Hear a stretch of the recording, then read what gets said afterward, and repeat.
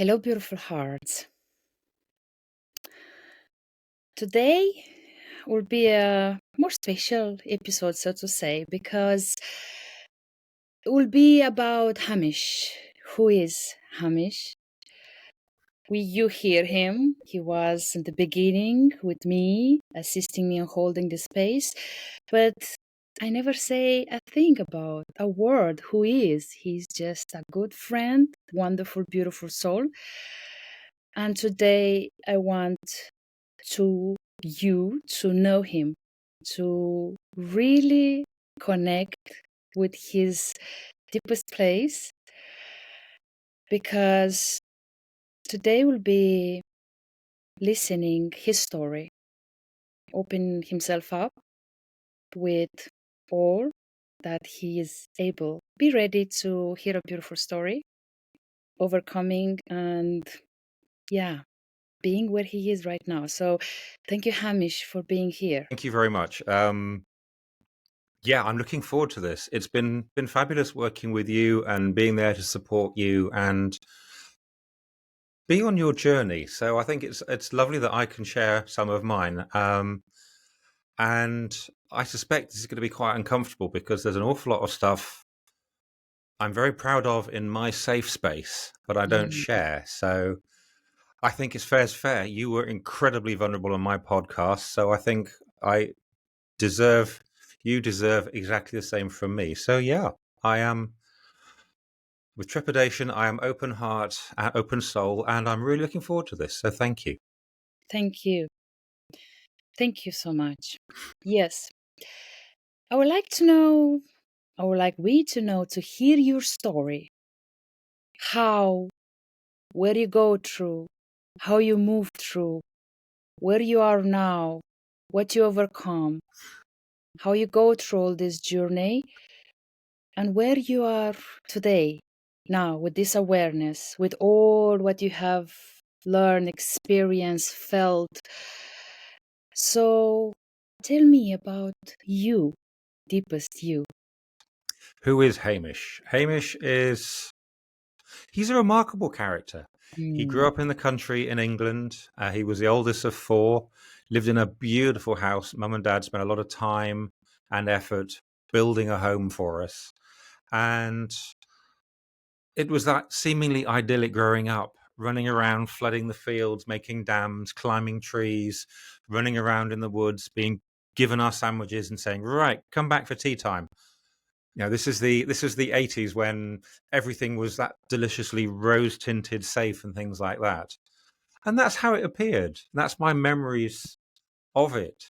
And then school, not really fitting in, sixth form, finding alcohol, finding girls. I don't know which is worse, but the alcohol definitely made it easier to talk to the girls. It definitely allowed me to quieten stuff that I couldn't make sense of. And yeah, that was it. I went to university, had an amazing time in university. I'd go out on a Thursday afternoon, come back Sunday evening. That was the experience. Drink, drugs, partying, jawling, you name it. Just an amazing time. I got a degree, but I spent most of my time making films, which became really important. Engineering is not creative. I thought it was. I was told it would be. I was told I'd get a job. Bullshit. But I found cameras, I found video, and that's what I decided I wanted to do. And I went down to London, came back. Went down to London, came back. I must have done it for about 6 months. I knew I wanted a job in the TV industry. I got it. I got a job in the TV industry eventually. I wanted that so much. I flippin' got it. And that set me up for a lifestyle of working hard and drinking hard, more drink. But I traveled. I got to meet people. I got to see how people interviewed people. I got a paid education. And it really set me up for who I am today. There's that curiosity, there's that passion for learning, highly creative, and drugs and alcohol.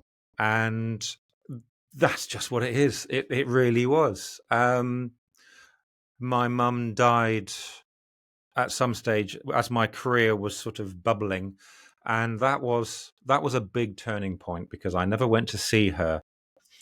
I was living 600 kilometers away from her, and I had a job. I might have had a girlfriend. I was busy. I was building a career, all this kind of thing. And anyway, mum was God's number one fan. She'd be fine. But she wasn't. So, guilt. Mm. A good son should go and see his mum. I didn't. A good son should be there more often, but I didn't. So I took on board, I'm a bad son. I'm a bad person. Not behavior. I am bad. That's the shame stuff. And that really, really knocked me down, down, down, down, down into a terrible state where I stopped the career. I was drinking, and it got really messy. I turned it around. I ended up doing photography, which I really enjoyed. I met this beautiful person. We got married, and I went to South Africa. She came and joined me 2 years later. On that aeroplane, I decided when I sat on that aeroplane, when I flew out, I would talk to whoever I'd sit next to. And so I did. And by the time I'd got to Cape Town, I got a job. I said to him, I will make a film about your beautiful luxury rental accommodation. And I did. I found a cameraman, I found everybody I needed to do it. And he was so impressed. He introduced me to the guy who was managing his company, his property. And I spent 6 years photographing all of his properties around Cape Town because I made that brave, brave move to talk to that person rather than having a couple of drinks and fall asleep. So, I made a choice. I made that choice. And that's basically what set me up for South Africa. My wife joined me a couple of years later. Alcohol was always part of that life, and it slowly became more prevalent. And I was drinking and I was driving. And I was throwing empty bottles out of the windows. And I didn't care, except I did. I cared too much, so the alcohol just stopped that. So Mm. it had become a coping mechanism to stop me feeling, to stop me having conversations, to stop me dealing with what I really needed to.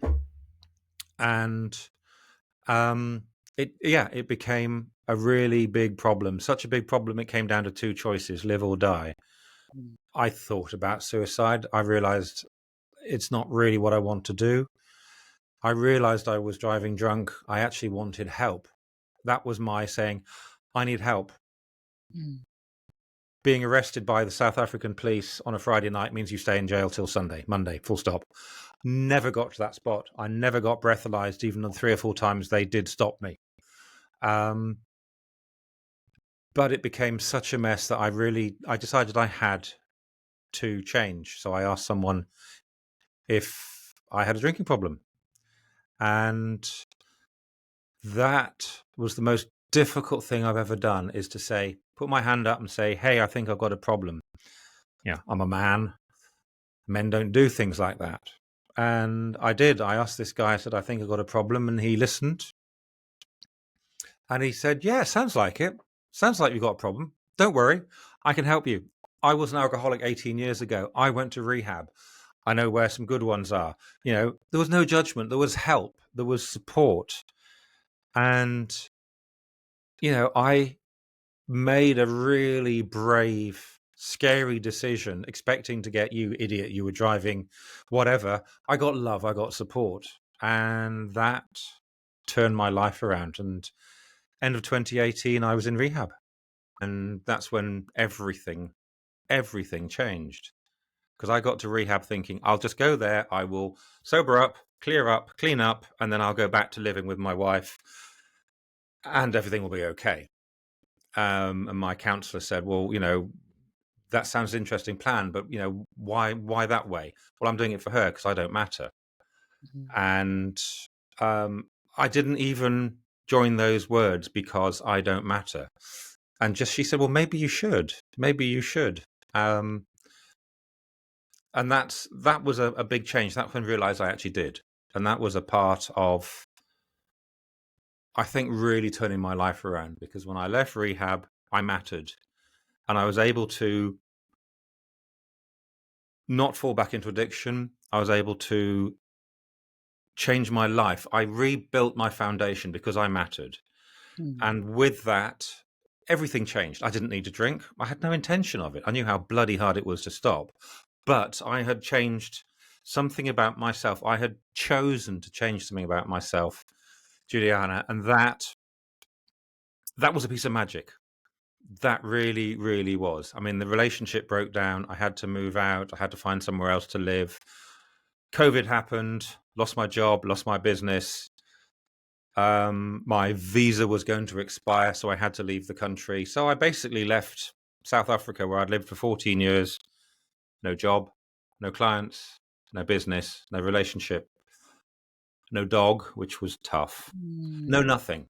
And then flew back to England with absolutely nothing apart from a rucksack and my sobriety. And to my family, who looked after me, and I lived with them for a while and got myself back together.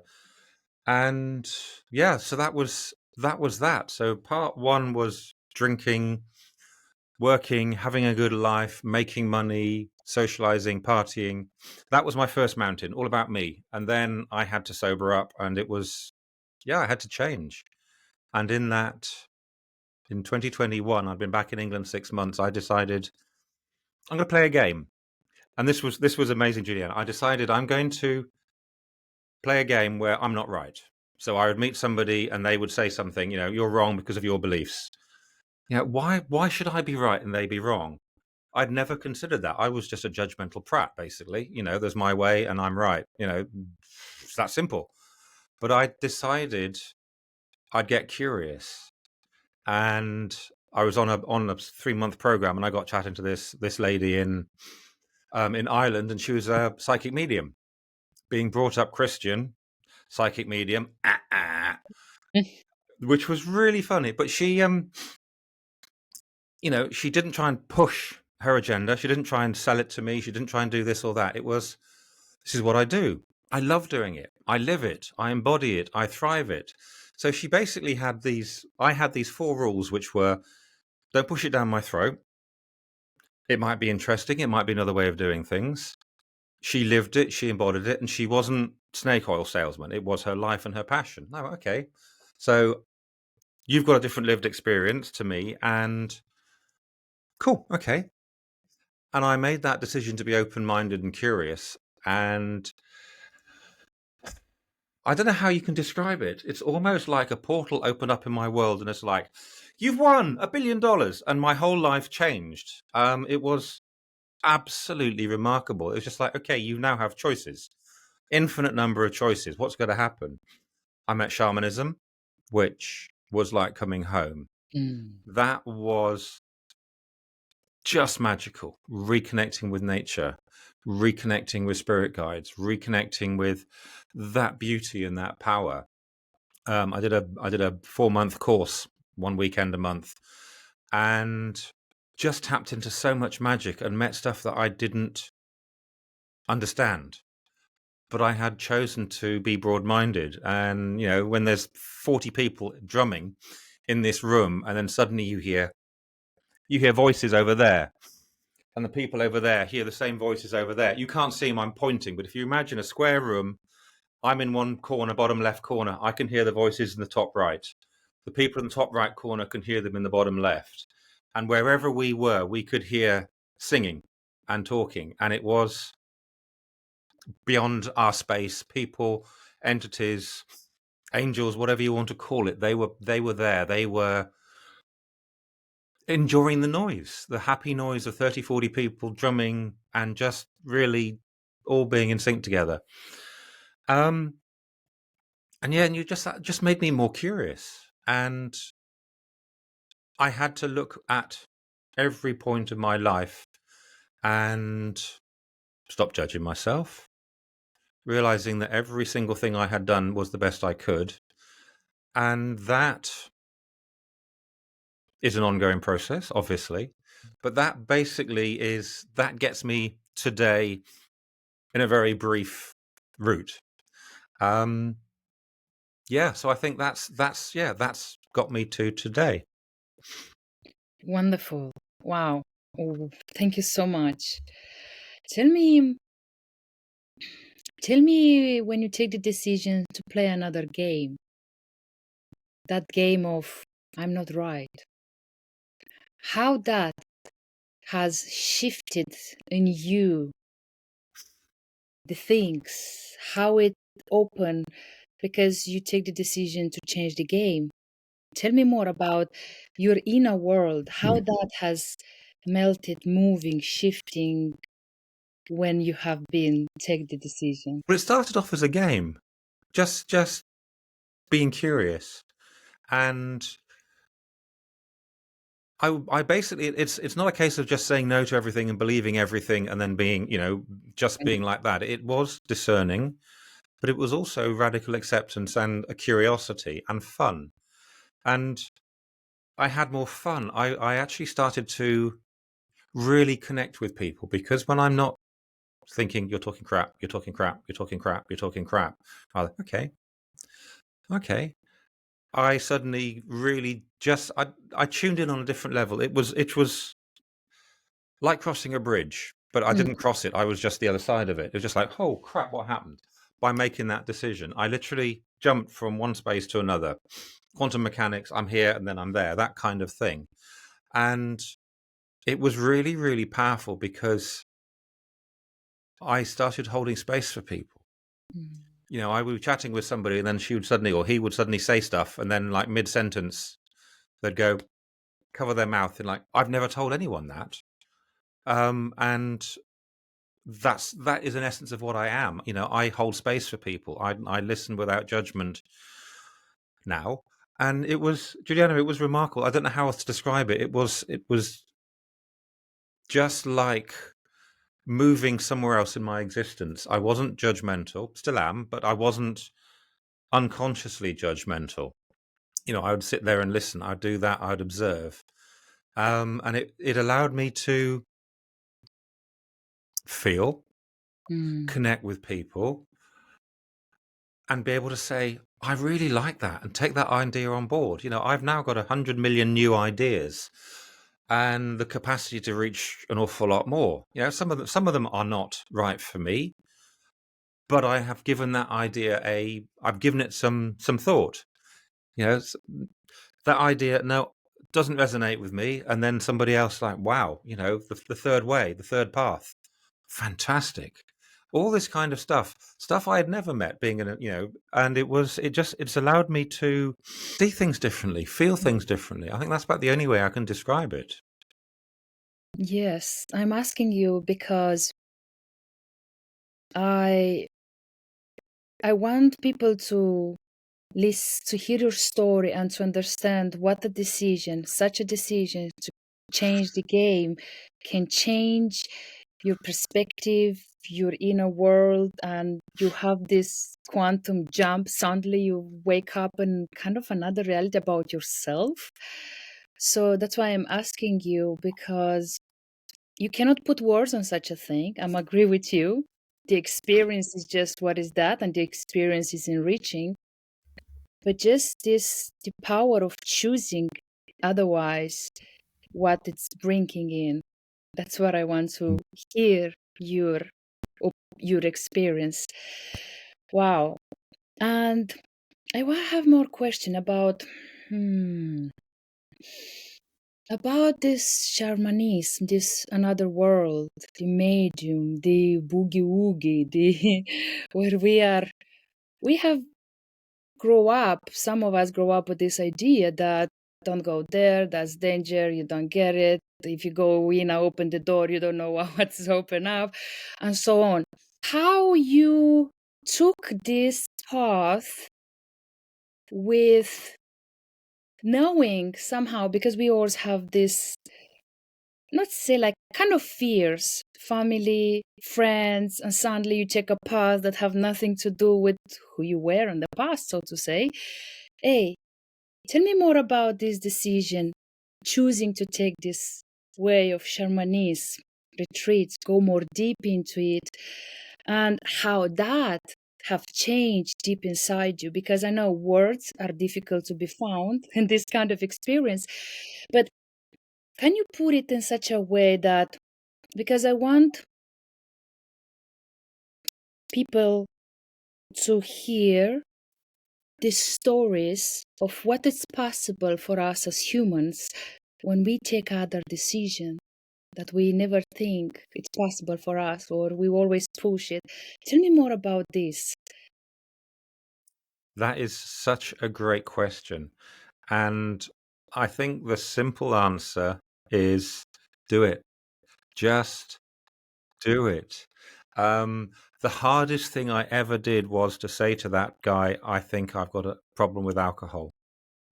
And then that became the easiest thing because everything else from there, it changed. So it's being brave and vulnerable enough to go, something ain't working. Why is it not working? So looking at that, looking at where you are from above and below and to the left and to the right, but also in time. So look at who Hamish is now.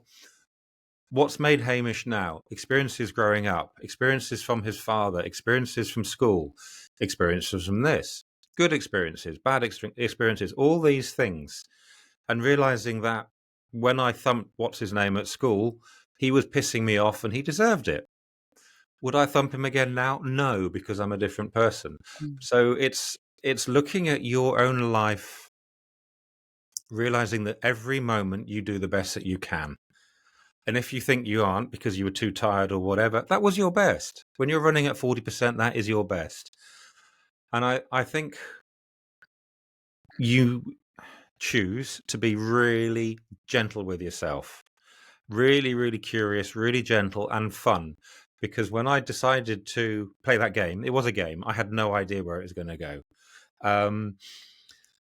When somebody mentioned shamanism, it was like, again, another door opening. It's just like, I'm home. I am home, Juliana. No idea what it meant, but it was just like this. My heart just went, oh. You know, when you sit down with a nice cup of tea and everything's gone, you're just like, I'm happy now. I'm peaceful. And that's what it was. And then we met journeying, and then we met our guides, and then we met our higher self. And then you start to see the world differently, and it's not 9 till 5 or 8 till 6 and Netflix and chill. You know, it's a little bit more than that. And you start to see people's repeated patterns. You eventually begin to see your own. It's much easier to see the dipshit that somebody else is Yes. rather than your own dipshitness. But that's part of it. But the going back to the shamanism, we were taught to journey. So that's basic. It's like an active imagination, which what Jung sort of perfected. It's a bit like that. It's a bit like, I suppose there's all sorts of ways of doing it, of journeying, but it was for us. It was intentionally slow down, intentionally go into non-ordinary reality. They call it. There's various aspects to it. Go into a tree, go into something, go into a cave, go up a tree, whatever. And then from there, just get curious. So have an intention about something and see what happens. And it's very powerful. It is very, very powerful. And you start to experience things differently. I start to see things differently. I spoke on your podcast the other day about seeing an army, two armies, an army of good and an army of bad. And this is what came up from journeying. And these armies were fighting. You watched closely, there was no blood, there was no hurting each other. And at the end of that section, cut, like a movie, end of that scene. And it was God, good, devil, bad, whatever you want to call it, left, right, up, down, in, out, dark, light. They were playing a game. And spirituality has made me appreciate, shamanism has made me appreciate that there's not good or bad. society makes that. We need that for society. We might get there in a minute. But it's looking at things from a really personal space. And, I am a healer. I embody the shaman and all these things. I mean, one of the journeys I sat bolt upright, said, I am shaman, not a or the or whatever. I am shaman. And I'm struggling to articulate it. You talked about language. I'm really struggling. It's a feeling, it's a sense, and it's also I sense things on different levels, different layers. So there's the physical layer, my desk, my job, my family, my this, my that. The hardships, the idiot who cut me up, the boss who had a bad day at work and lashed out, all that kind of stuff. We're all trying to keep ourselves safe. And on another level, there is that humor of watching it and watching everybody walking around, not just with their phone in front of them, but with a big bag behind them with all their memories and insecurities and stuff. And it's literally prodding them and saying, right, go left now, do this, shout at this person, snap, react. And every now and again, I just see these different layers. And it's not being arrogant or, I'm better than you. It's a quiet observation of seeing it. And it's very funny because I also see myself as doing exactly that as well. And it's being aware, being more aware, being more full of grace, being more intentional, being more aware of your passion, what's really important, and loving people, loving your friends, loving girls, loving boys, not wanting sex or whatever, just that connection. And it's incredible. It is really, really incredible. And the richness and the knowledge, because I can stop and I can go, I was acting like a prat then. What is the right way to go? Why am I doing it this way? Why am I banging my head against that fucking brick wall, trying to get this thing done, realizing that it's of no use for me. And stopping, getting curious and realizing, no, that's not the right path. The only downside with all this shamanism and spirituality is your guides, your higher self, start to talk to you, and they will just say that's not the right way. So going back to banging your head against that, trying to do it, I'm doing that from that 3D level. Yes, I've got to have a job, but I have to be more gentle and realize again, I am. When I slow down and feel, I can actually see when I'm going down the right direction. I started doing a I started doing a tarot course recently. Tarot Christian. Oh, can't do that.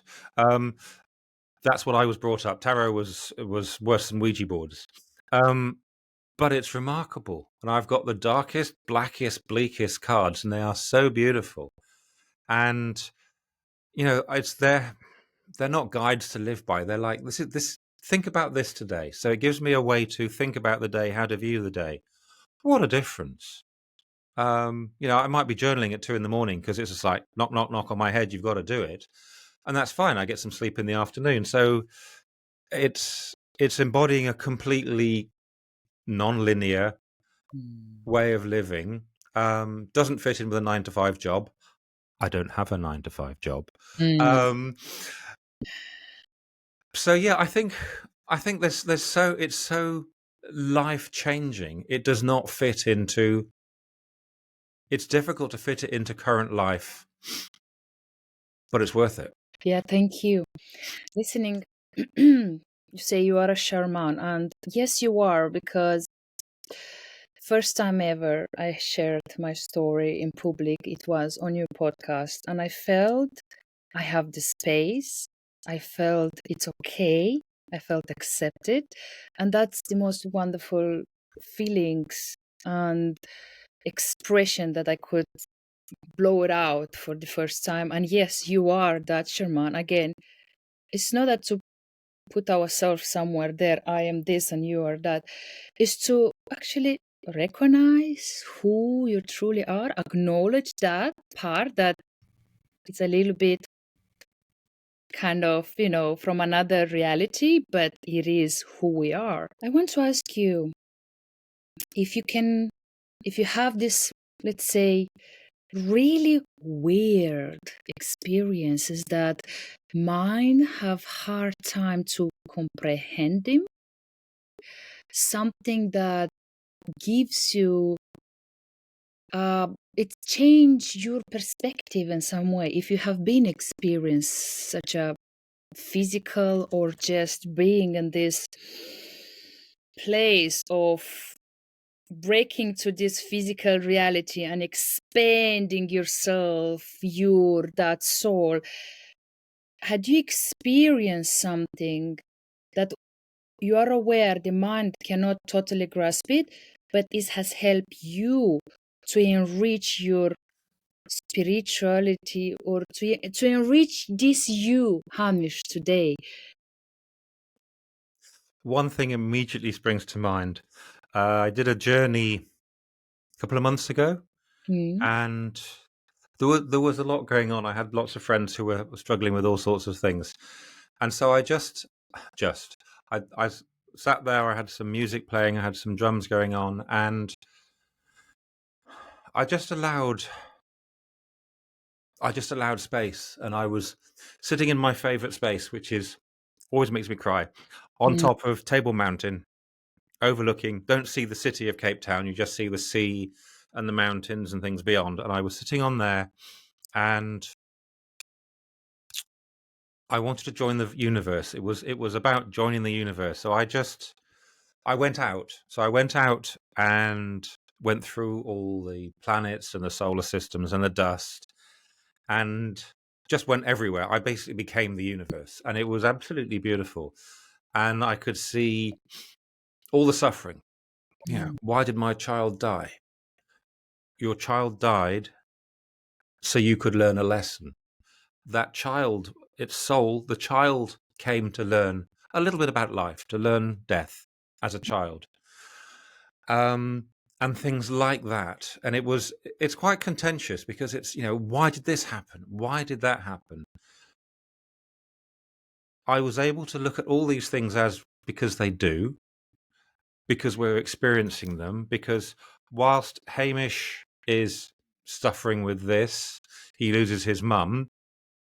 His mum had had enough. She wanted to go home. She had taught me all she needed to teach me, apart from that last lesson of forgiving myself. Um, so it's intertwined like that. So I joined the universe and I saw all this stuff, and it was happening. What's the right word? To us. It wasn't part of us. It was happening to us and around us. And then I just connected with that love, and then I drew it all back. 'Cause it's like I remembered good teachings that I get. It's not external; everything's internal. So I brought it all back into me, and I became that love. And then, you know, going back to that, why did my child die? I was able to just not tell that person it was going to be okay, but just hold that space and just say, "You will make sense of it." And I drew it all into me, and it was incredibly beautiful. Floods and floods of tears, really emotional, and it just changed how I perceived things on a really, really big level. Yes, I still snap at myself and I knock my coffee over, Hamish, you twit, stuff like that. But it was realizing it's a game. I could just see, it was a game. It was an experience. How am I going to react to that experience? How am I going to respond to that experience based on what I've chosen? And it was just empowering just to see physical existence, choices, spiritual stuff. We did this because if you don't look after your body, you will get cancer. Full stop. Contentious, come and talk to me about it after. You can heal yourself from cancer if you change your mindset, your lifestyle, epigenetics, physics, biology teaches us this is all happened. People do it anyway. This is not woo woo nonsense. This is real. And I was watching all of this and just seeing these choices that people can make and choosing some of them. Um, and I think the other really important part of this is synchronicities. because they just happen all the time. When I slow down, something will happen, and I've read about it that morning, or somebody sends me a video, or that kind of thing. So there's too much beauty, too much magic, too much stuff that doesn't make sense up here. Really doesn't. This thing is not designed for that. This is designed to process it, do the math and the calculus. I can't do calculus. If you start living from here, and your gut, you perceive things differently, and that is really what I've learned the last couple of years, and it's challenging, I think, because society cannot cope with it. It's not designed to cope with it. It's designed not to, in fact. Thank you. Yes, the things may not be understood fully from the mental level, but when we drop into the heart, when we listen, the gut feeling is our second brain, so to say, then reality is changing, huh? Very much, yeah.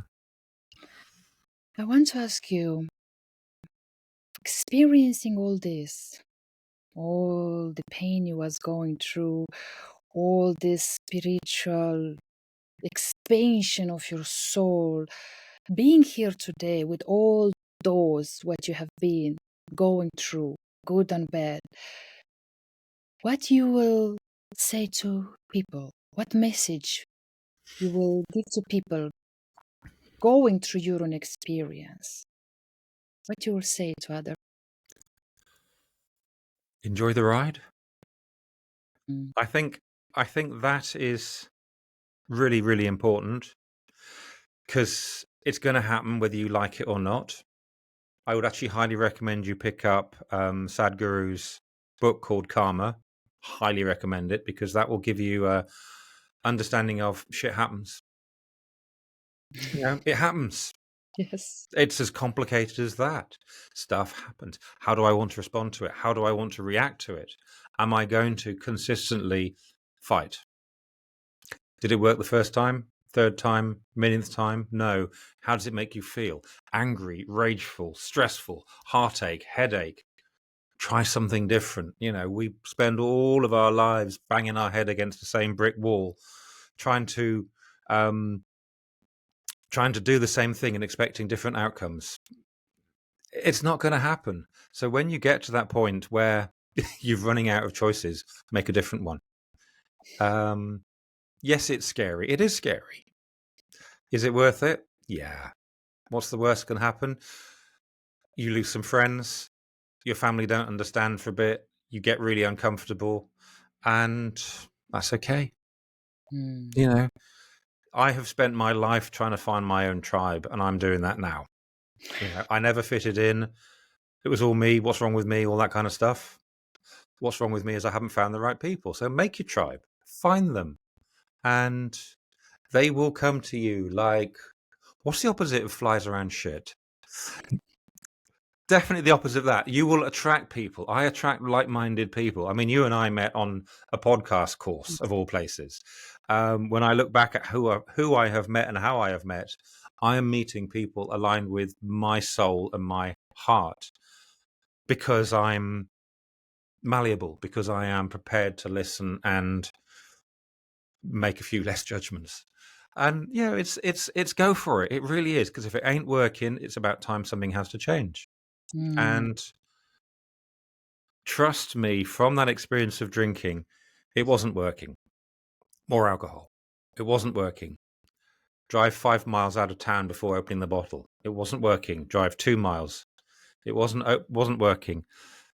Sit at the bottle store off license, pop the beer open, have it between my legs, drive out of Cape Town drinking. I mean, how bloody stupid can you be? People everywhere. Choices narrow down. And the longer and the more resistance you apply, the more hard it is. The harder it is. Yeah.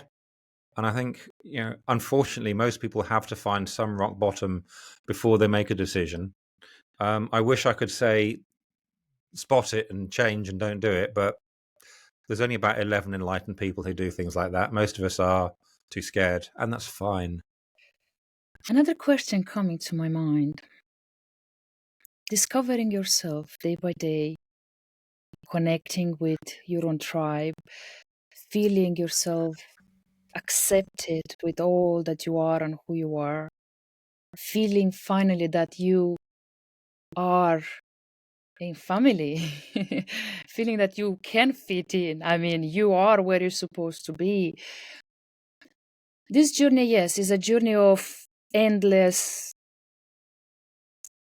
finding more about ourselves. But until this moment, going through all this, have you understand your, let's say purpose, because it's big to say it, but have you understand why you come here? To do what? Why you should go through all this alcohol stuff, going, losing their people? Why you have to go through all that? Why you are here?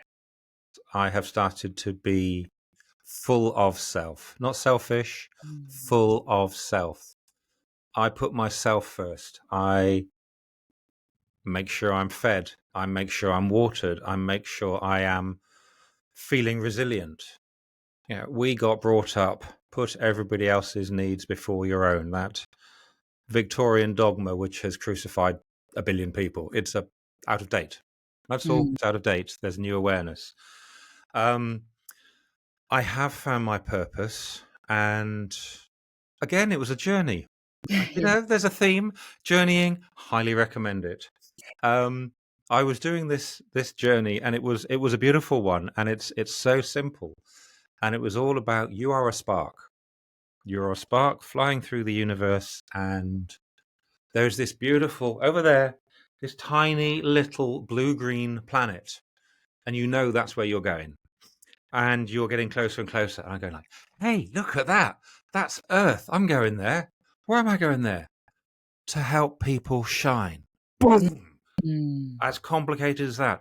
Hamish's job is to help people shine, um, and it's that. It is also part of that shine is beauty, revealing the beauty beyond the noise. That is a phrase that my business coach told me to find a mission statement, and that's what cropped up. And that's what I do. I help you find your beauty beyond the noise, beyond the fear, beyond the rhetoric, beyond our patterns, beyond all this stuff of life that we grew up with.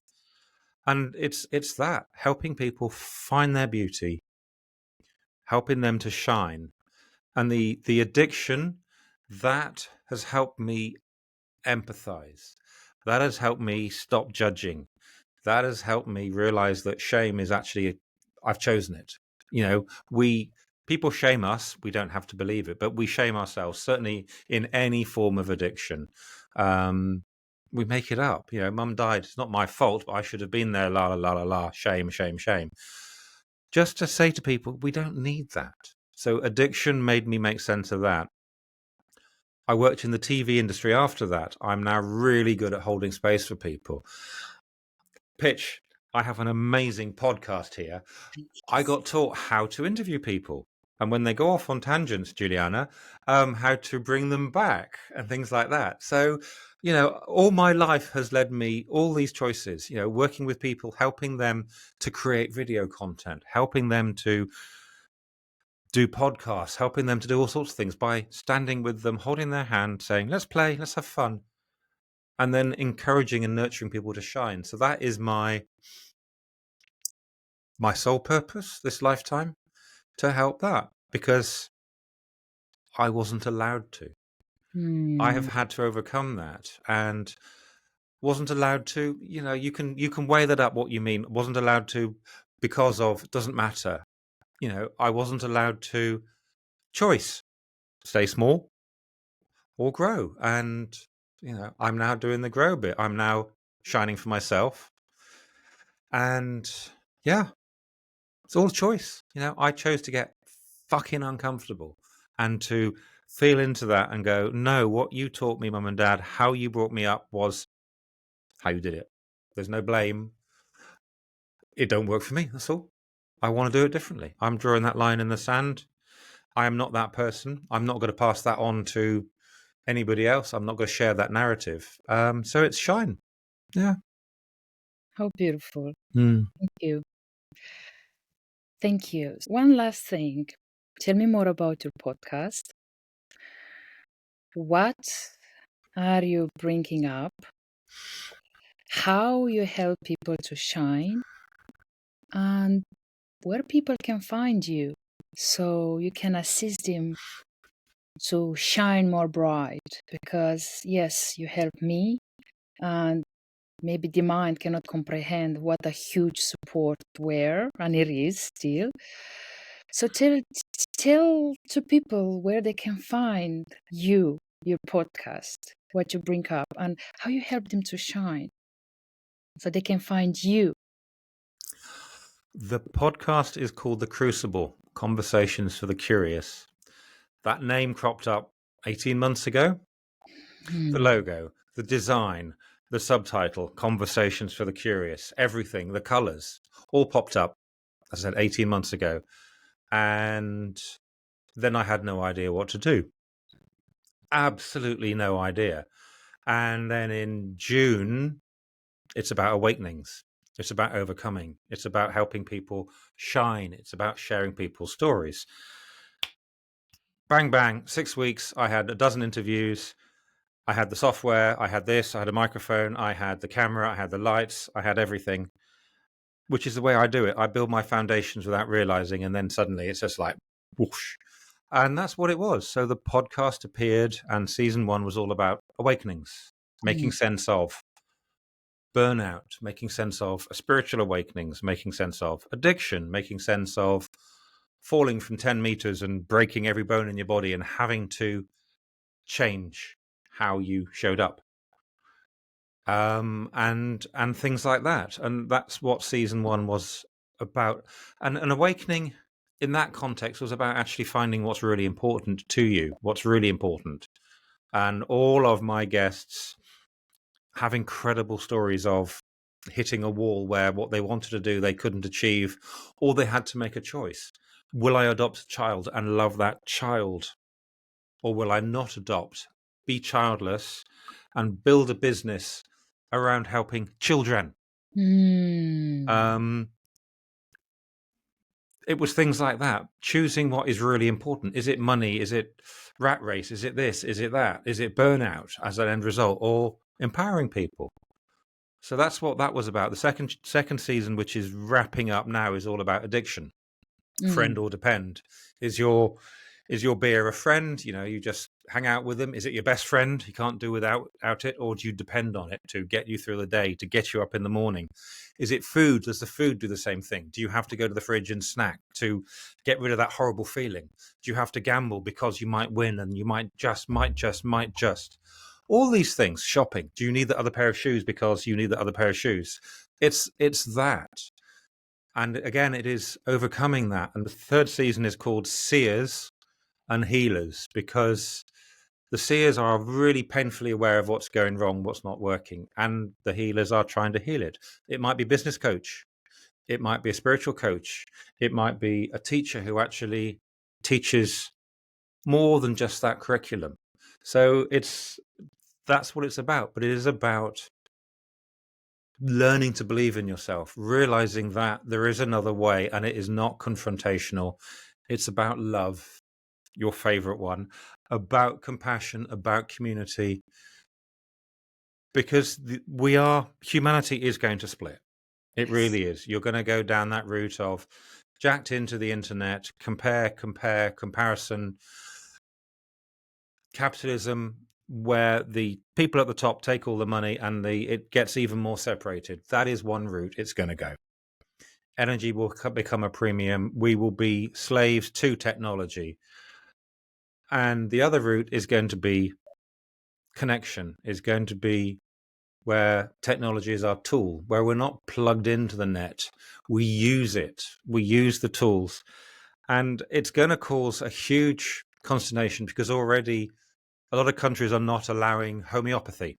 You can't sell them. They're no longer shipping it because it works, and all sorts of things. So it's really about challenging that belief and saying, look, life has to change. We, the people who can feel, who can sense, it's our obligation to help people who want to change to see the beauty beyond the noise. Wow. Wow, wow, wow. I am strongly believe that by sharing our experience, we may inspire others. So thank you so much for sharing your story, your experiences, and wonderful people. For more of inspiration, you can connect, find Hamish podcast and get inspired. If you are dealing with such a addiction and you feel that you need a change but you don't know how to start, where to go to Hamish, listen his podcast, connect him. He have been experienced that on his own body. He knows it, he feels it, he can be there for you so you may change your road if it's that what you feel you have to make the change. I believe in sharing our story. We inspire others not only to share their story, to inspire others, but to change themselves, to get this a deeper layer that the mind cannot comprehend. It's just a tiny feeling that can touches us in such a way that we start to question and say, hey, maybe it's time now to do something, to change something. It's not working anymore. It's not. So thank you for sharing your story, for being open, and for keeping the light, for shining your light so you can assist others to shine their lights. It's wonderful. Well, thank you. I enjoy working with you. It's been lovely to share stuff I haven't shared with anybody. Thank you very Mm. much for making me completely out of my comfort zone.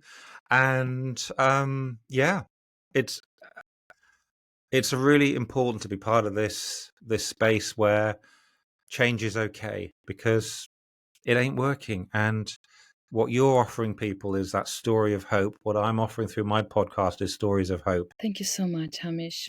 I really appreciate you for all that you are. So, wonderful people. This was Hamish's story. This was his life experience on earth, through the good, through the bad, through hitting a wall, realizing that there has to be something changed, there has to be a way because this is not working out. This was about another life on earth, experience it through another human being. We all have stories, wonderful stories, even when we barely can see that in ourselves, but we carry wonderful stories. So today was about Hamish. Thank you.